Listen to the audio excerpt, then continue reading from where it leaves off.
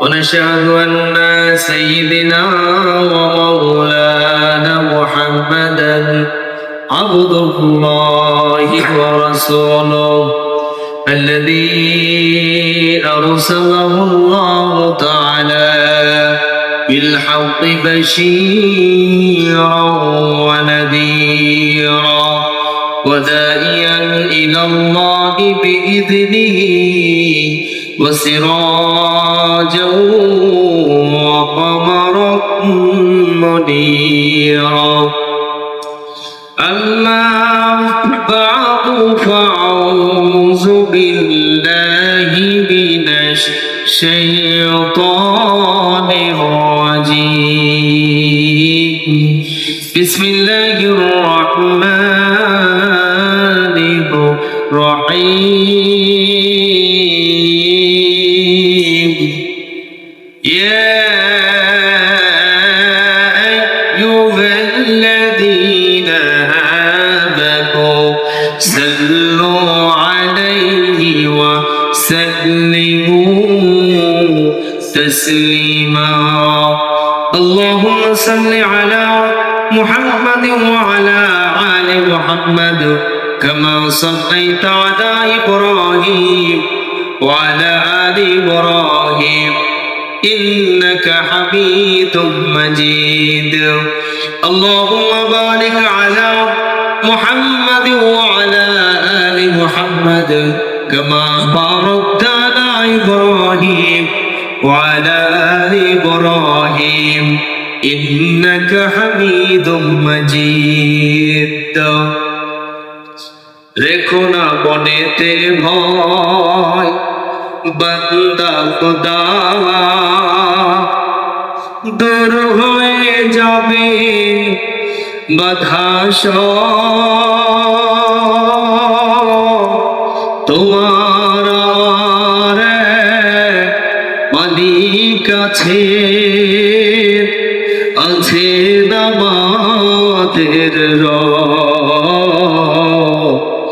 আছে নামাজের পরিণামে আলহামদুলিল্লাহ আল্লাহ পাকের দরবারে অসংখ্য অগণিত সম্পদ এবং সুজুদ যে মহান রব আজকে পবিত্র জুমার দিনে মাগরিবের নামাজ শেষ করে ধারাবাহিক তাফসিরে বসার সুযোগ করে দিলেন এই জন্য বলছি আলহামদুলিল্লাহ।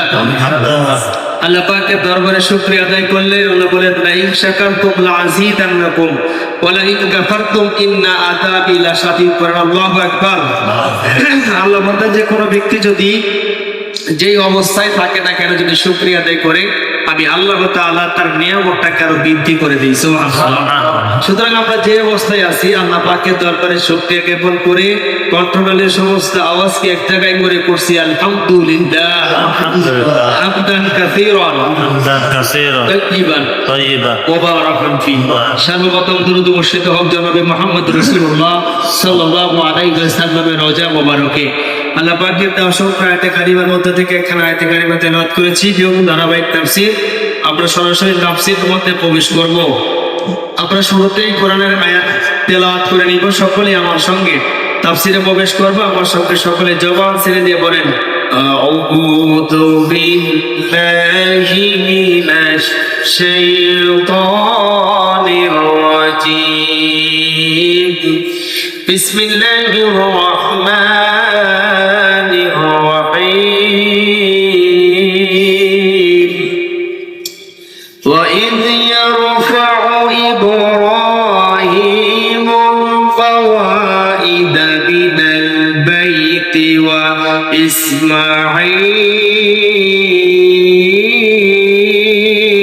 وإسماعيل ربنا تقبل منا إنك أنت السميع العليم الله أكبر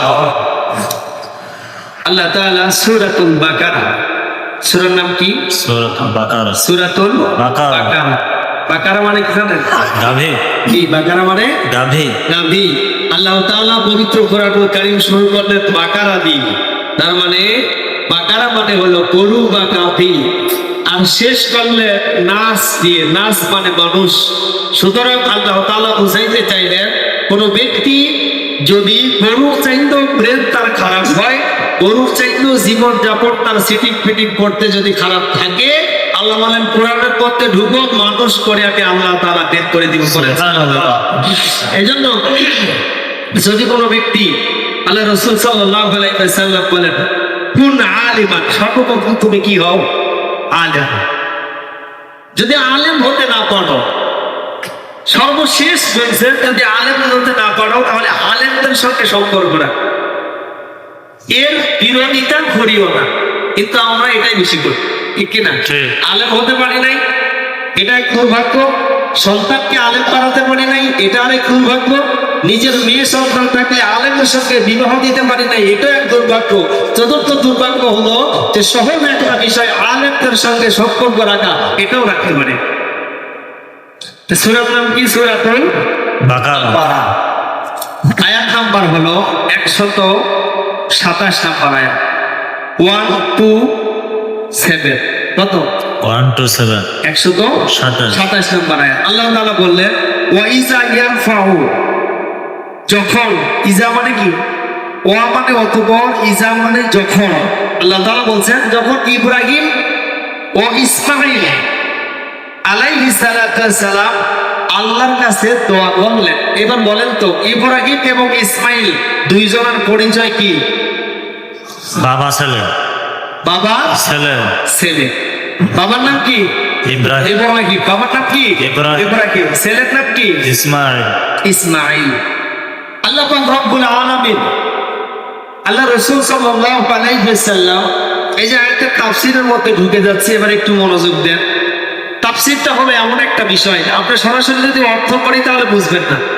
সরাসরি অর্থ হলো যখন ইব্রাহিম ও ইসমাঈল কাবা ভিত্তি স্থাপন করলেন, ইব্রাহিম নবী আলাইহিস সালাতু ওয়াস সালাম এবং ইসমাঈল নবী আলাইহিস সালাতু ওয়াস সালাম যখন কাবা নির্মাণ তৈরি বা শেষ করলেন, তখন আল্লাহর কাছে বললেন হে আল্লাহ আমাদের পক্ষ থেকে একটি দোয়া গ্রহণ করুন। এটা হলো সরল তরজমা। এটা কি? সরল তরজমা। এবার আসে বিস্তারিত। ইব্রাহিম নবীকে ছাড়া হজের আলোচনা করা যাবে না। যাবে? বলেন না কেন যাবে না? হজের আলোচনা করা যাবে না, কুরবানির আলোচনা করা যাবে না, যাবে না। আমাদের জাতির পিতার নাম কি? ইব্রাহিম আলাইহিস সালাম। ইসমাঈল না, বলেন ইব্রাহিম আলাইহিস সালাম। না অন্য কিছু না। জাতির পিতা কি বছর বছর পরিবর্তন হয়? না, এটা আল্লাহ তাআলা একবারেই দিয়ে দিয়েছেন। মিল্লাতা আবিকুম ইব্রাহিম আল্লাহু আকবার ওয়া সাম্মাকুমুল মুসলিমিন। আল্লাহু আকবার। আল্লাহ বললেন জাতির পিতার নাম কি? ইব্রাহিম। তার সন্তান হলো ইসমাঈল। কি সৌভাগ্যবান ব্যক্তি দেখেন, মুসা নবী আলাইহিস সালাতু ওয়াস সালামের জামানায়, নূহ নবী আলাইহিস সালাতু ওয়াস সালামের জামানায় প্লাবন হয় নাই? প্লাবনে কাবা যখন, মক্কা যখন মিশে গেল মাটির সঙ্গে, ধুলে বালির সঙ্গে আর দেখা যাচ্ছে না, তখন আল্লাহ তাআলা ইসমাঈল নবীকে, ইব্রাহিম নবীকে নির্দেশ দিলেন যে হে ইব্রাহিম আমি আল্লাহর বাইতুল্লাহ ঘর তোমার হাত দিয়ে নির্মাণ করব। বলে সুবহানাল্লাহ। আদম আলাইহিস সালাতু ওয়াস সালামকে দিয়েও আল্লাহ তাআলা বাইতুল্লাহ নির্মাণ করেছিলেন। ভিন্ন আলোচনা। এখান থেকে তাফসীর ইবনে কাসির ব্যাখ্যা করেছে, নবীজি সাল্লাল্লাহু আলাইহি ওয়াসাল্লাম বলেন যখন ইব্রাহিম নবী আলাইহিস সালাতু ওয়াস সালাম আল্লাহর কাছে দোয়া করলেন, তখন এই দোয়াটা যখন এই আয়াতের মাধ্যমে আমাদের নবী মুহাম্মদ রাসূলুল্লাহ সাল্লাল্লাহু আলাইহি ওয়াসাল্লামের উপরে যখন নাযিল হলো, তখন আল্লাহ দেখায় দিচ্ছিলেন হে নবী আপনার পিতা আমার কাছে এই দোয়াগুলো করেছিল। সুবহানাল্লাহ। সুবহানাল্লাহ। তখন আমাদের নবী সাল্লাল্লাহু আলাইহি ওয়াসাল্লাম বলেছেন, তিনি বললেন যে মক্কাটা হলো, মক্কাকে হারাম বানিয়েছেন। এই হারাম মানে কিন্তু বাতিল না, হারাম মানে পবিত্র স্থান। যারা হজ করতে গিয়েছেন তারা জানেন যে পবিত্র স্থানকে হারাম শরীফ, আর সৌদি আরবে হেরেম শরীফ বলে থাকে। কি বলে? হেরেম শরীফ। নবীজি সাল্লাল্লাহু আলাইহি ওয়াসাল্লাম বললেন আমার পিতা ইব্রাহিম মক্কাকে হারাম বানিয়েছে, আর আমি মুহাম্মদ রাসূলুল্লাহ মদিনা এবং মক্কা মদিনার মধ্যবর্তী দূরত্ব স্থানকে হারাম বানিয়েছি। সুবহানাল্লাহ। এবং তিনি বললেন ইবনে কাসির রাইসের মুফাসসিরিন ব্যাখ্যা করেছেন যে নবীজি সাল্লাল্লাহু আলাইহি ওয়াসাল্লাম এটা তারা বুঝাইতে চাইলেন নবীজি ওই সময় বার্তা দিয়েছিলেন মক্কা এবং মদিনার মধ্যবর্তী জায়গাটুকুর মধ্যে কোন ধরনের গাছ কাটা যাবে না। কোন প্রাণী হত্যা করা যাবে না, কারণ এটা হেরাম শরীফ, এর মধ্যে কোন রকমের হত্যা কাণ্ড চালানো যাবে না। কিন্তু কিছু কিছু জিনিস ব্যতীত, যেমন ওই দেশে দুম্বা, ঘোড়া, উট আছে, এই উটের যে ঘাসগুলো প্রাপ্ত হয় না, এই ঘাসগুলো ব্যতীত নবীজি বললেন যে এগুলো তোমাদের জন্য এই মধ্যবর্তী জায়গার মধ্যে হারাম। সুবহানাল্লাহ। সুবহানাল্লাহ। এবার যখন ইব্রাহিম নবী আলাইহিস সালাম তার সন্তানকে নিয়ে কাবা নির্মাণ করতেছিলেন, তখন আল্লাহর সঙ্গে কথোপকথন হচ্ছে, কারণ এই যে একটা কনস্ট্রাকশনের কাজ আমরা করেছি মসজিদ, এখানে যে যেভাবে কাজ করুক না কেন এটার মূল হোতা একজন ছিল, ঠিক কিনা?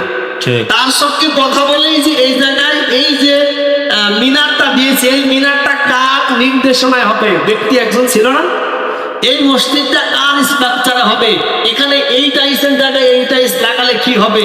এর নির্দিষ্ট একজন স্ট্রাকচার গঠনকারী ছিল। তেমনি কাবা শরীফ নির্মাণ করেছেন, রাজমিস্ত্রির কাজ করেছে ইব্রাহিম নবী, ইসমাইল নবী আলাইহিস সালাম, কিন্তু সরাসরি ডিরেকশন দাতা কি? আল্লাহ। আসতে বললেন কেন? জোরে বলেন কে?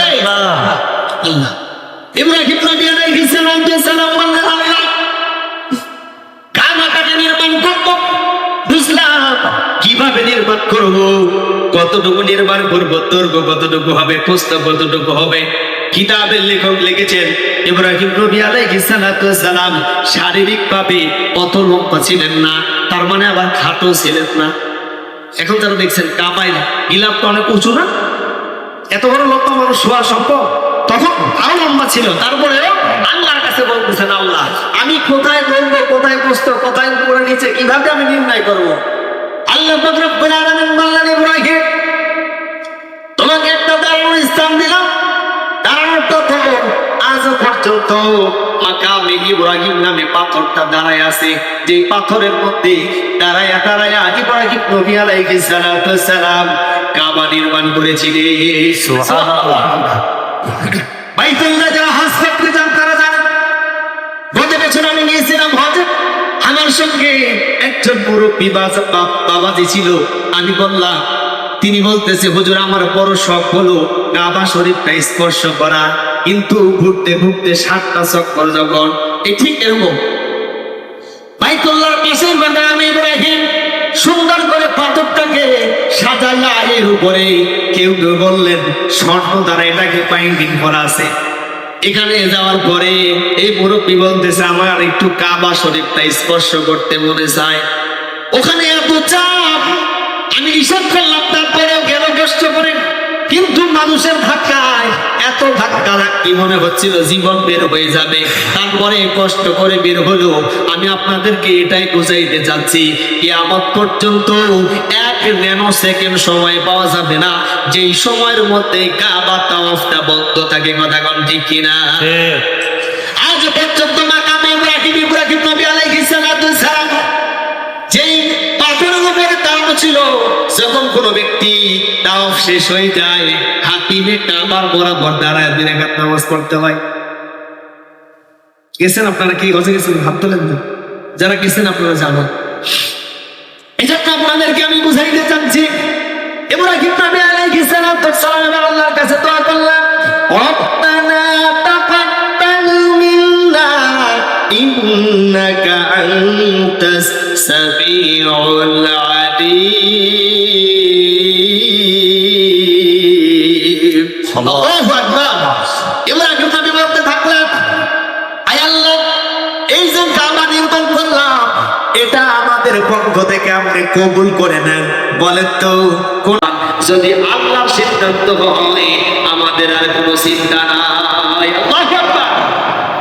বাইতুল্লাহ থেকে যখন এই সামনে আসার পরে আবু জাহেলের বাড়ি, এর থেকে কিছু আসার পরে এই মসজিদে জিন, এখন মসজিদে জিন তৈরি হয়েছে। এখানে এই মসজিদে জিন বরাবর যখন হযরতে ইব্রাহিম নবী আলাইহিস সালাম চলে আসলেন, পিছন দিক থেকে সন্তানের দিকে মায়ায় তাকায় আর অঝর নয়নে চক্ষু দিয়ে দর দর করে পানি ছেড়ে দিয়েছে।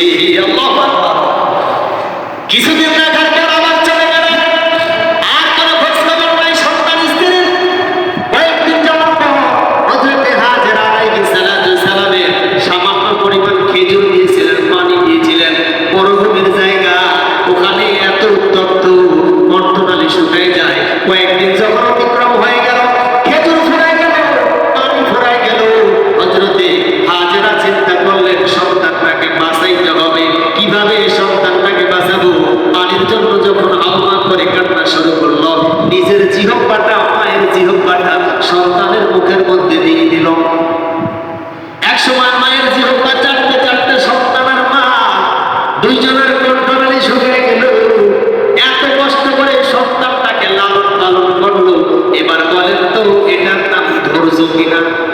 এটা নাম কি? ধৈর্য। এবার কিছুদিন পর যখন আল্লাহ বলেন, ইব্রাহিম সন্তানটাকে জবাই করে দাও। এবার বলেন তো আপনি বাবা হইয়া আপনার যদি একটা ছোট সন্তান আপনার স্ত্রী লালন পালন করে, আর আপনি যদি কয়েকদিন পরে স্ত্রীর কাছ থেকে আপনার সন্তান নিয়ে আসতে চান, কোন স্ত্রী দিবে? দিবে? দিবে না, বরং আপনার নামে কেস করবে। এত কষ্ট করে লালন পালন করলাম, কোথায় ফিরানো দিন? এতদিন আমার সন্তান তার খবর নেওয়ার জন্য আসে নাই, আজকে এসে বলছো সন্তানকে দাও। না না, কোন স্ত্রী কোনদিন আপনার সন্তান আপনার হাতে তুলে দিবে না। ইব্রাহিম নবী কেমন ধর্মের পরীক্ষা দিলেন, এবার কান লাগা। কাবা শরীফের পাশে যাইয়া কয়েকজন বাচ্চারা যখন খেলাধুলা করতেছে, ইব্রাহিম নবী দেখলেন তার সন্তানটা একটু বয়স হয়ে গেছে, ছোটকালে দিয়েছিল, চেহারা চিনতে পারে না। ছোট ছোট বাচ্চাদেরকে বলতেছি, ইব্রাহিমকে চিনো নাকি? বলে হ্যাঁ, ওই যে খেলাধুলার পাশে বসে আছে ওটা বলো ইব্রাহিম, ইসমাইল। ইব্রাহিম নবী এক ধর্মের ইসমাইলের কাছে যাইয়া সন্তানটাকে কোলের মধ্যে নিতে চায়, কিন্তু ইসমাইল নবী আসে।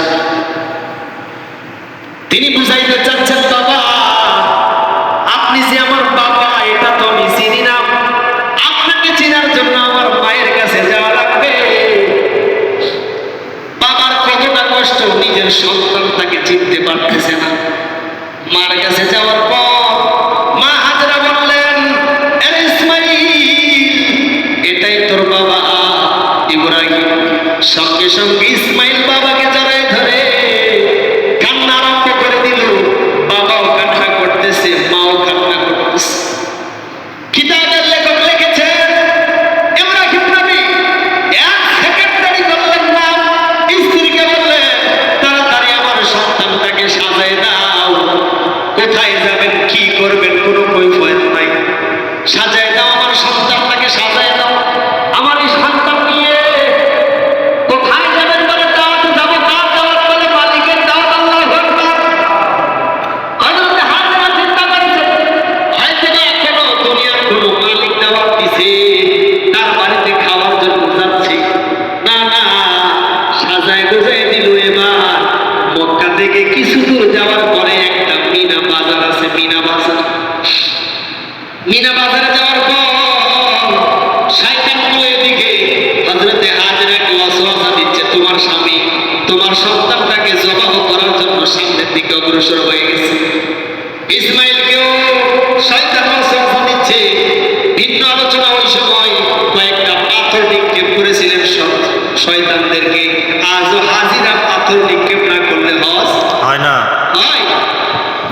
এবার কান লাগান আমার ভাইরা, আল্লাহর নবীজি সাল্লাল্লাহু আলাইহি ওয়াসাল্লামের কাছে ব্যাখ্যা করতেছেন, কেন জাতির পিতা কত ধৈর্য আল্লাহ দিলেন, আর আল্লাহর কাছে দোয়া করলেন। আল্লাহ এত ধৈর্যের পরীক্ষা দেওয়ার পরে আল্লাহর কাছে দোয়া করলেন, আল্লাহ আমি আমার সন্তানটাকে তোমার দরবারে আল্লাহ আনুগত্যশীল বানায় দাও।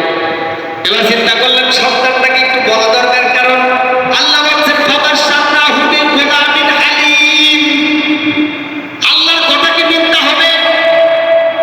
আল্লাহ তাআলা জানিয়ে দিয়েছিলেন ফাবাশশারনাহু বিগুলামিন হালিম।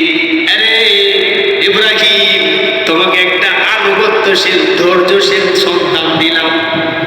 মিনা বাজারে যাওয়ার পর সন্তানটা কেমন ধৈর্যশীল বাবা পরীক্ষা করার জন্য বলতেছে, ফালাম্মা বালাগা মাহু সায়া ক্বালা ইয়া বুনাইয়া ইন্নী আরা ফিল মানাম আন্নী আযবাহু ফানজুর মাযা তারা। ক্বালা ইয়া আবাতি ফাআল মা তু'মার সাতাজিদুনি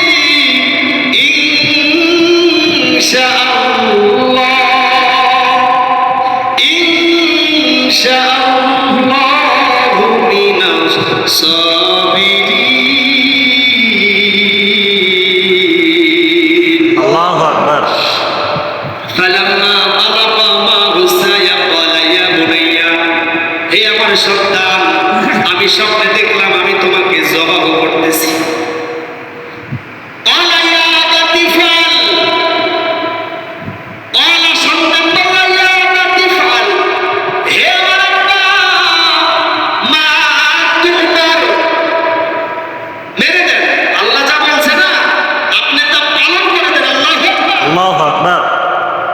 আলাইয়া আবাতি ফালনা তোমার সাতাজিদুনি ইনশাআল্লাহ ইনশাআল্লাহ মিনাস সাবিরিন। আল্লাহ যদি আপনাকে বলে সন্তানটাকে কুরবানি করে দিতে, বাবা আমার কোনো আফসোস নাই, আপনি আমাকে কুরবানি করে দেন। আপনি দুনিয়ার জমিনে যত ধৈর্যশীল আছে, দেখেন ছোট বাচ্চা বলতেছে দুনিয়ার জমিনে পালাইয়া বাতি ফালমা তোমার সাতাজিদুনি ইনশাআল্লাহ। দুনিয়ার জমিনে তো যত ধৈর্যশীল আছে, কিয়ামতের ময়দানে তাদের সঙ্গে আমি ইসমাইলকে আপনি পেয়ে যাবেন। আল্লাহু আকবার। আল্লাহু আকবার।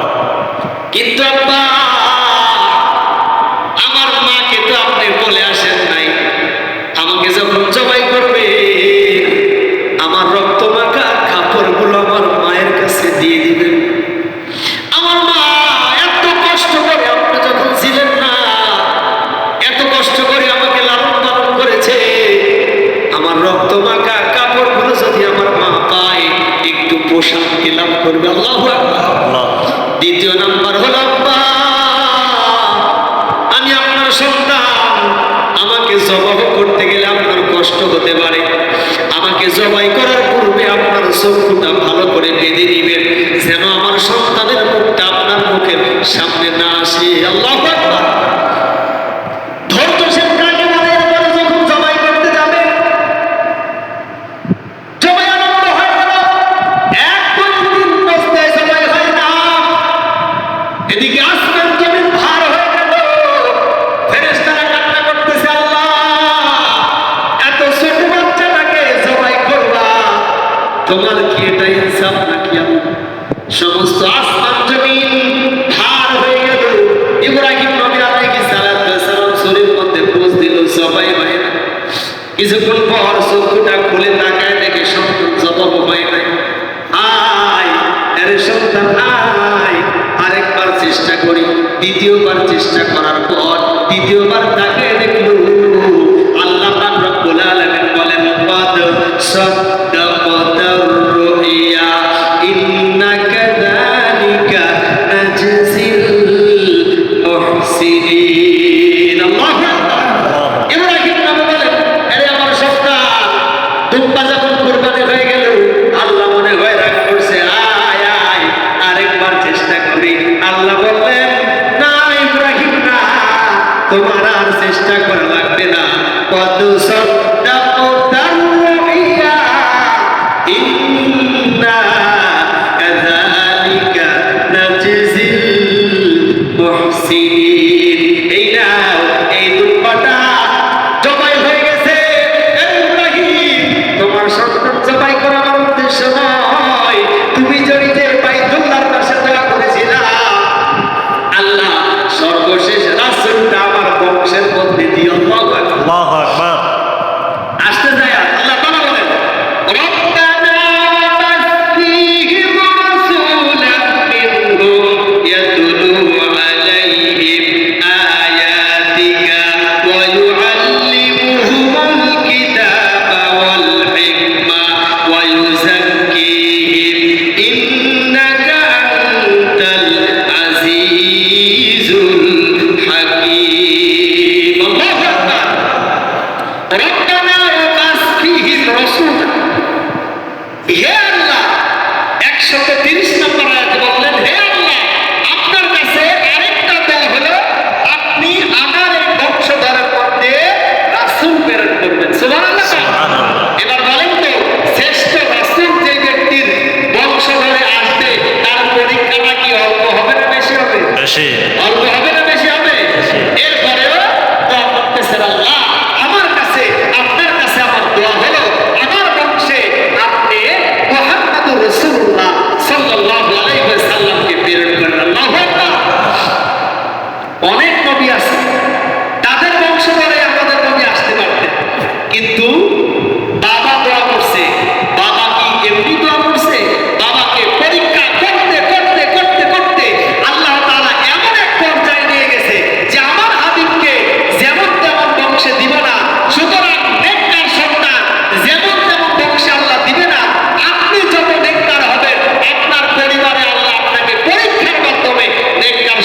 পার করবে, ঠিক কিনা বলেন? ঠিক। আপনি কোনোদিন নামাজ পড়লেন না, স্ত্রীকে নামাজের তাগিদ দিলেন না, আপনার পরিবারের মধ্যে আল্লাহ ভালো সন্তান দিবে এটা আশা করাটাও একটা বোকা, ঠিক কিনা? কথাটা কষ্ট হয়ে গেল, কিন্তু কথাটা আসলে বাস্তব। হয়তো মনে আঘাত পেতে পারেন, আঘাত পাওয়ার জন্য বলি নাই, এটাই বলতেছি যে এমনি এমনি আমাদের নবীকে ইসমাইল নবীর বংশধরের মধ্যে দেয় নাই, ইব্রাহিম নবীর বংশধরের মধ্যে দেয় নাই, তার পিছনে অনেক পরীক্ষা আছে। পরীক্ষা যখন পাশ করেছে তখন আল্লাহ বললেন ঠিক আছে, এবার আপনার বংশে ইসমাইল নবী আলাইহিস সালাতু ওয়াস সালামের বংশধারায় মুহাম্মদ নবীকে আমি প্রেরণ করে দিলাম। পড়েন সুবহানাল্লাহ। আমার ভাইরা, সুতরাং এই যে আমার যে ভাইরা ছোট একটা তাফসীরের আয়োজন করেছে, এভাবে ধারাবাহিকভাবে যদি আপনাদের মধ্যে এরকম সুন্দরভাবে আপনাদেরকে কোরআনের আয়াতগুলো বলে দেওয়া হয়, এই যে আজকে বললাম সূরাতুল বাকারা 127, 28, 29, 30 এই চারটা আয়াতে কারিমা যদি বাড়িতে যায় একটু নিজে পড়াশোনা করেন, যা বলছি এর মধ্যে একটু মিলালে আমার মনে হয় না এই একটি বছরের মধ্যে ধারাবাহিকভাবে এভাবে যদি আপনি একদিন করে পড়াশোনা করেন, 1 বছর পরে আপনার জীবন না করে এটার কোনো দাম আছে?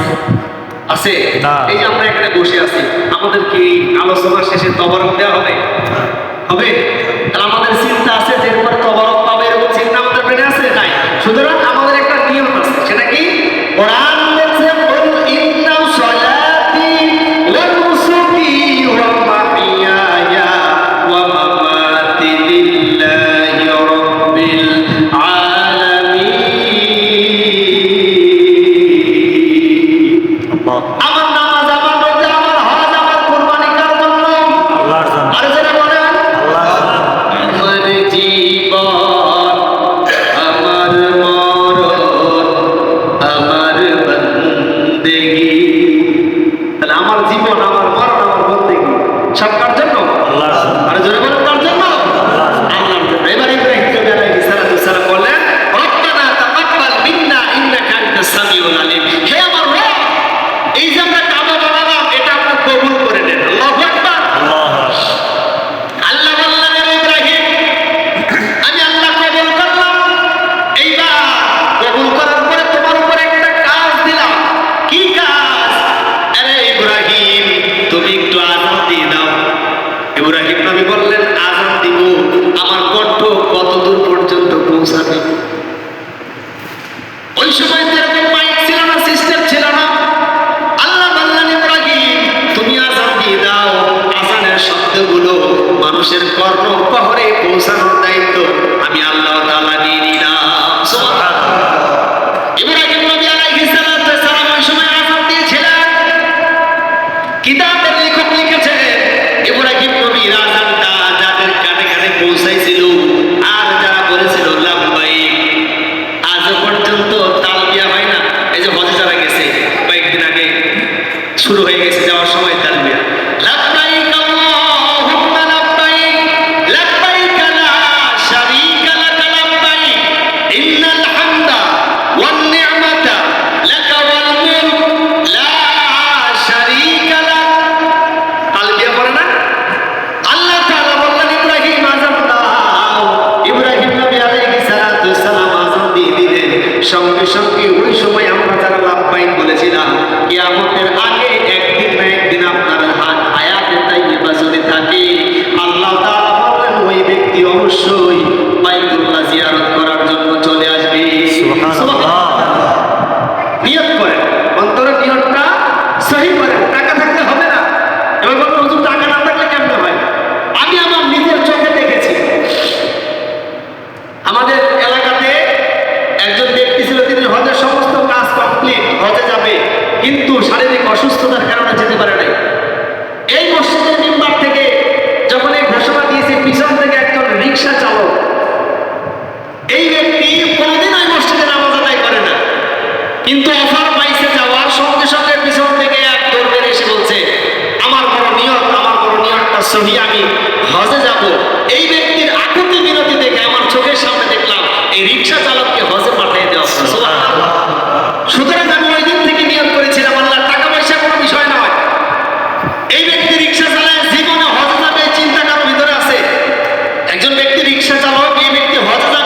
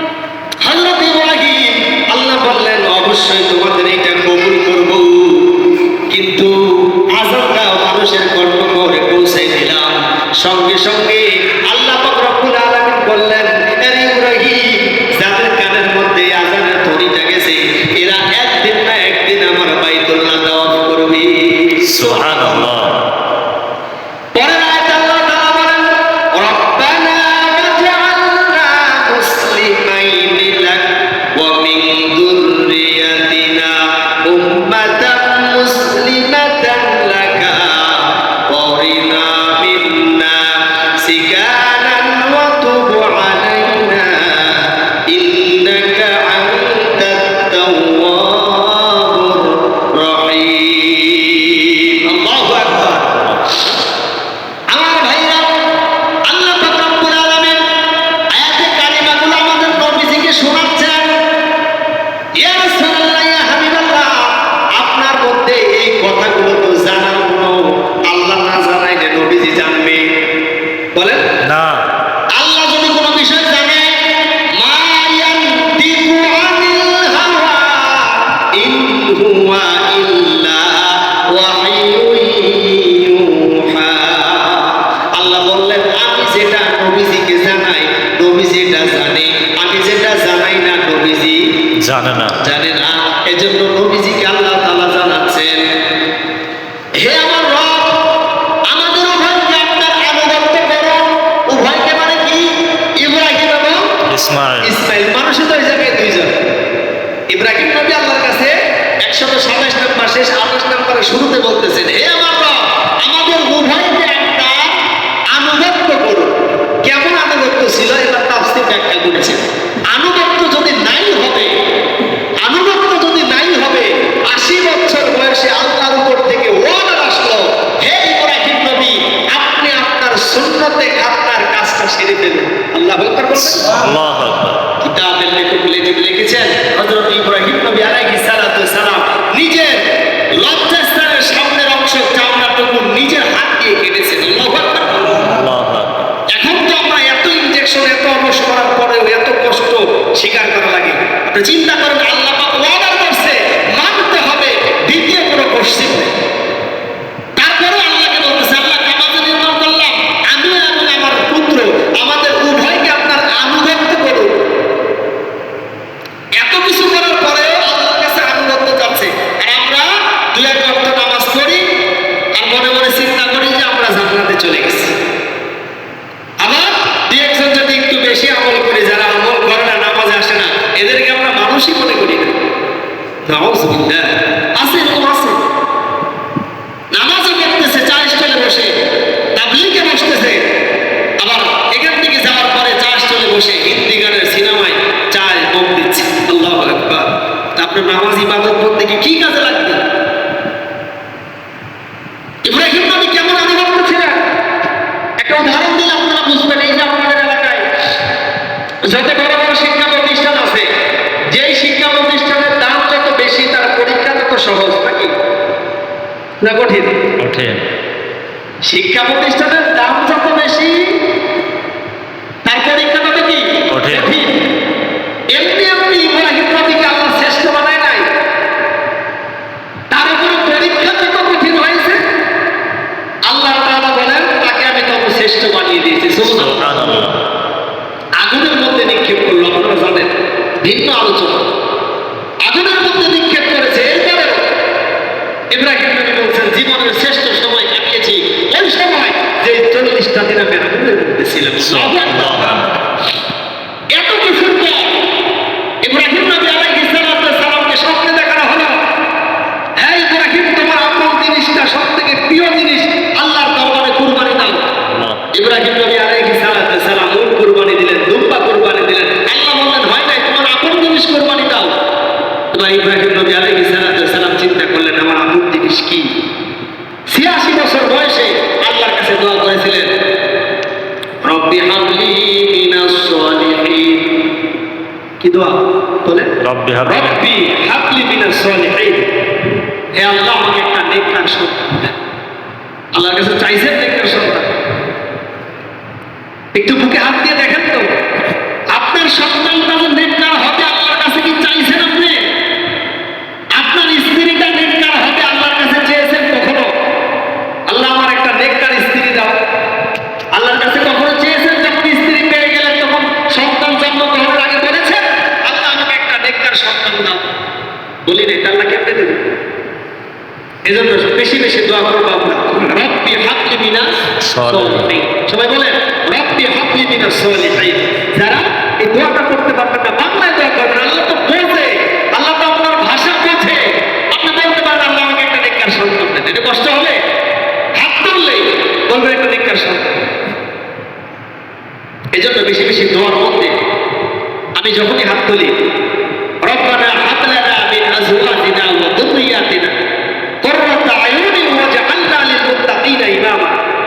পরিবারের জন্য সবসময় দোয়ার তালিকায় এই একটা দোয়া রাখবেন। ইব্রাহিম নবী বললেন, রব্বি হাবলি মিনাস সালিহিন, আয় আল্লাহ আমাকে একটা নেককার সন্তান দাও।